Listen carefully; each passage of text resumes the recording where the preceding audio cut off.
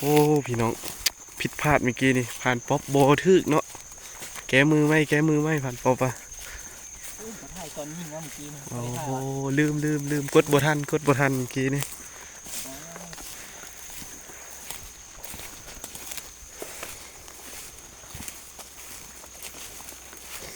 เดี๋ยว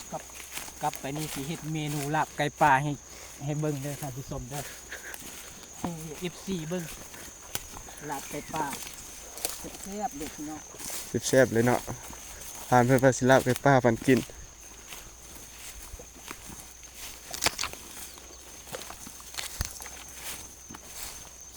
ป๊อป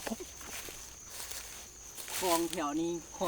บ่อนได้ปลาคอใหญ่ได้คลองแถวนี้ไปให้อัน ท่านผู้ชมเบิ่งเนาะไปให้ FC เบิ่งแถวนั้นแหละได้ปลาคอใหญ่บ่ได้เอาคันเบ็ดมานำคันเอาคันเบ็ดมานำมื้อนี้โอ้ยเรียบร้อยนี่นะป่าบวนแถวโอ้จันลั่นแหละโอ้ให้พันป๊อปเบิ่งเนาะโอ้สิได้ป่าบ่แต่ว่านี่ยิงนกบ่ได้เลยบางเทื่อกับดักเฮาสิได้ป่าบ่ โอ้แน่นอนอยู่นี่นะไซโลอยู่นี่นะไซโลแน่นอนเป็นอย่างนี้มาลุ้นนำกันเนาะว่าสิได้บ่โอ้ของแท้ด้วยปลาดุกเนาะจังหวะนี้อัดไปก่อนซอกถงก่อนซอกถงก่อนอัดไปนี่ก่อนแล้วพยายามอีกหลายหลังอยู่โอ้ผ่านป๊อปบ่มานเนาะสัตว์บกบานสัตว์น้ำเนาะเอาไว้นี่ก็ได้เดี๋ยวลุ้นหลังต่อไปเนาะพี่น้องว่าสิเป็นจังไดว่าสิมานบ่หรือว่าจังไดมาลุ้นกันเนาะพี่น้องเนาะโอ้หลังหันกับโบลั่นแล้วหลังหันกับพี่น้องฟังหันแล้วคอยไปเบิ่งเอานะโอ้ยังเนาะพี่น้องฮะเบิ่งคือไว้สิยังโบลั่นเนาะพี่น้อง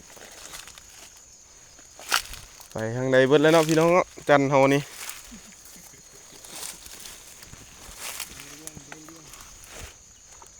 โอ้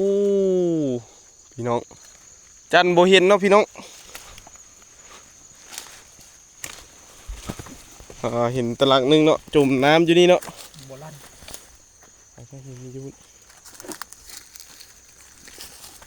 โอ้ผ่านป๊อบนี่เนาะโอ้มันสัตว์น้ำมาได้ปลาดุกตัวนึงละบ้ากลัวโอ้พี่น้องจันโบเห็นเนาะพี่น้องรักยามจันกับเจ้าเนาะ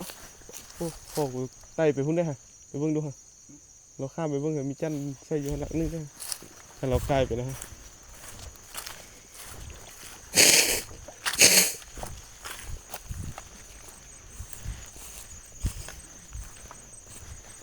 มาลุ้นอีกหลังเนาะพี่น้อง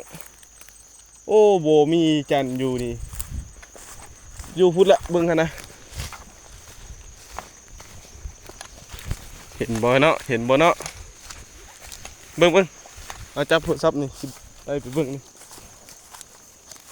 มันน่าจะมีอยู่พุ่นหลังนึงเนาะ